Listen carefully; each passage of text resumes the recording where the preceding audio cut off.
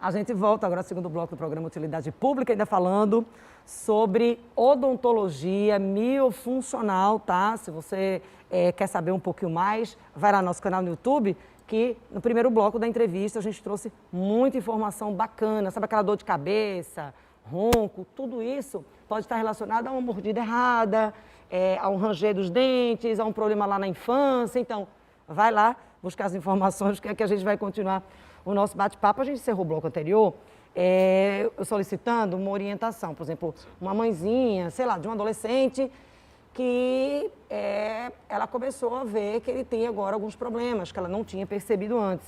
Certo. Mas que às vezes essa mãe fica um pouco perdida, tá? Poxa vida, eu devia ter dito isso no consultório. Sim. De odontologia, as pessoas não têm dificuldade de fazer essa conexão. E aí, como não foi encaminhada por um outro profissional para o consultório odontológico, fica meio perdida. Sem dúvida. Qual a orientação na prática?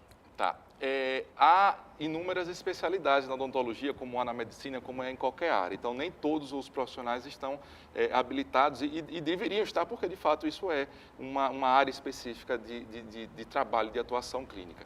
A gente tem ferramentas hoje poderosas, como o Google, por exemplo, que permite que a gente faça uma busca por odontologia miofuncional e você vai encontrar na sua cidade, na sua região, profissionais habilitados, especializados nessa área, que vão conseguir fazer esse elo, unificar essa multiplicidade, digamos assim, de sintomas com essas causas comuns e tratar isso tudo de uma única forma. E aí a gente pode começar a falar um pouco sobre tratamento, por exemplo, de entender como é que isso na prática acontece. O profissional da odontologia miofuncional utiliza de diversos dispositivos. Primeiro, parte, obviamente, do diagnóstico correto, de entender naquele paciente ali específico qual é o problema causal, qual é o que está precipitando todas essas alterações para que isso possa ser tratado.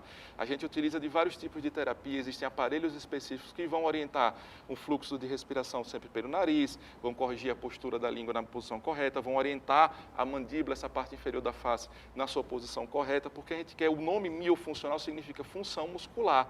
Então, são procedimentos odontológicos que visam a correta função dos músculos da face. E, através dessa função correta dos músculos, a gente tem um crescimento da face mais adequado, um alinhamento dentário mais apropriado, a gente tem liberdade de movimentos, então dores são aliviadas, os problemas respiratórios são resolvidos, tudo com uma única abordagem. Mas esse tratamento ele é feito no consultório ou há, por exemplo, um encaminhamento, sei lá, algum tipo de fisioterapia, digamos assim? Tá. São conceitos de fisioterapia aplicados para as regiões que a gente trata dentro da boca. Então, basicamente, o tratamento consiste no uso de alguns aparelhos que o paciente vai usar durante... Mas no consultório? A gente vai no consultório introduzir, fazer a instrução de uso, basicamente, e acompanhar ao longo do tratamento como esse processo vai acontecer. Mas o aparelho o paciente usa em casa para dormir e durante algumas horas durante o dia. Existe um aparelhinho que, inclusive, pessoas que têm várias apneias excessivas, coloca ali, põe uma máscara para dormir. Isso. CPAP, isso.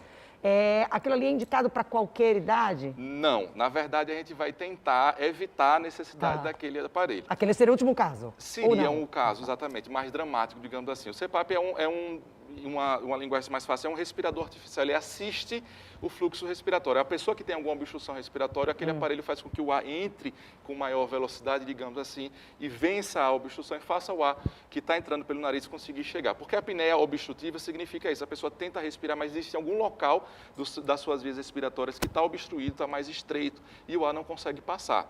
O que a gente faz é tentar tratar essa obstrução. Não é fazer o ar entrar com mais força, identificar onde existe a obstrução, corrigir a função dos músculos naquele local, para que a pessoa tenha esse espaço mais amplo, na garganta, por exemplo, que é o local mais frequente. A principal causa da apneia do sono, no adulto, é a língua mal posicionada, que obstrui no fundo da garganta. Então, a pessoa tenta respirar e está tapado lá no fundo da garganta. Então, a gente vai tentar tirar essa língua daquela posição, treinar, fazer exercício, porque são músculos, basicamente, que são passíveis de serem orientados. Reeducar. Vai ser uma atividade física para musculatura. É literalmente isso mesmo. Tem, por exemplo, aí você sabe que a gente vai tendo dúvidas, né? E aí vão as dúvidas mais básicas. A posição para dormir. Muita gente fala assim, olha, eu só consigo dormir de bruço. A sensação que a gente tem é que aquilo ali atrapalha um pouco a respiração. É mito ou verdade isso? Não, é verdade. É verdade. Tem pessoas que são tratadas com a chamada terapia posicional, porque tem nome bonito para tudo, né? A terapia posicional é simplesmente encontrar a posição na cama apropriada que facilite esse fluxo de respiração. Respirar de lado normalmente é melhor, porque você orienta um travesseiro que tem uma altura que seja suficiente para manter a cabeça alinhada, nem muito baixo para você deitar a cabeça, nem tampouco ele muito alto que incline para o outro lado. Travesseiro apropriado, e você de lado evita a pressão da gravidade e evita a compressão do próprio corpo sobre os órgãos do abdômen, sobre o pulmão basicamente. Então você consegue fazer os movimentos de dilatação com muito mais facilidade numa posição de lado. Se você dorme de barriga para cima, se você dorme com a barriga para baixo, tem a pressão ou da própria gravidade ou pior ainda do corpo, fazendo com que esse movimento de expansão dos pulmões fique mais dificultado. Então dormir de lado ele é melhor. E aí a gente está falando muito de apneia, tá? Mas não dá para esquecer que a odontologia miofuncional também está relacionada àquela dor de cabeça. Mais uma vez, destacando por que a gente escolheu esse tema e por que aproveito aqui a entrevista para solicitar aqui ao Paulo para gravar em outra oportunidade algumas dicas específicas para que a gente vá liberando e tornando essa informação mais comum durante o programa e também divulgando nas redes sociais, porque, olha, gente, não é incomum, tá? Dormir demais e acordar com dor de cabeça, continua com sono, o corpo não consegue descansar, às vezes você está com peso, isso atrapalha o trabalho, isso atrapalha o estudo, isso atrapalha a rotina de uma forma geral, independentemente da idade. Tudo. Então, as pessoas, a gente está falando muito de apneia, mas é mais amplo. Bem mais amplo, né? A própria apneia em si já é uma doença que está na base de uma série de manifestações. Hipertensão arterial, obesidade, diabetes, tudo isso está completamente relacionado com essa qualidade do sono. Tá? Dormir bem é absolutamente essencial para qualquer atividade que a gente precisa desempenhar. Agora que está muito mais comum aula online, home office, em que as pessoas estão muito mais tempo em casa, quer dizer, sem atividade física apropriada, em posições, em posturas inadequadas ao longo do dia, isso só piora essas condições, essa necessidade de ter uma qualidade do sono mais apropriada. Então, são muitos sintomas mesmo que estão relacionados basicamente à condição de respirar, à condição em que a face se posiciona para que essas funções aconteçam de maneira mais apropriada. Tá? Você lembra lá, a gente começou falando sobre a respiração bucal. Repare como isso muda. A pessoa que está dormindo com a boca aberta vai fechar mais a garganta. A boca está aberta, mas a garganta está mais fechada. A pessoa que está com a boca aberta, ela precisa inclinar a cabeça para frente para respirar melhor. Quando a gente inclina a cabeça para frente, poucos centímetros que seja, a projeção do peso da cabeça sobre o pescoço e a coluna aumenta exponencialmente. Então, o desconforto, o cansaço e dores que a gente vai sentir de pescoço, cabeça, na coluna, por conta dessa posição, e o erro está na onde? Na língua. Aí você corrige a posição da língua e naturalmente a pessoa se alinha e fica correta, digamos assim, apropriada. Engraçado que você vai falando e a gente vai fazendo e realmente vai sentindo. Vai sentindo. Eu acho que isso é normal, né? A gente vai tentando fazer aqui e realmente a gente sente um alívio quando a gente vai colocando, fazendo essa projeção. Isso, e vai para uma postura apropriada.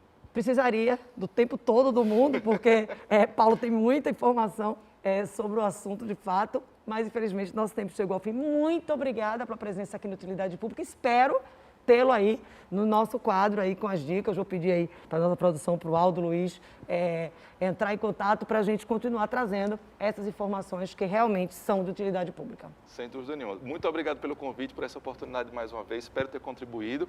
E pode ser sim, somente o começo, porque a gente tem sim essa missão de levar esse tipo de conhecimento, porque nós precisamos abordar isso de forma mais ampla, mais direta. A pessoa tem que ter controle sobre a sua própria saúde e conseguir manter esse equilíbrio com mais facilidade. E ela já sabe, né? Vai ali para o consultório de odontologia, relata esses fatos também, tá? Olha, tá dormindo com a boca aberta, meu filho, e vai colocando ali tudo, e compartilha as informações, porque pode acabar identificando um problema grave, tá certo? Vai se agravar durante o tempo, poderia ter sido solucionado bem mais cedo. A gente encerra essa entrevista.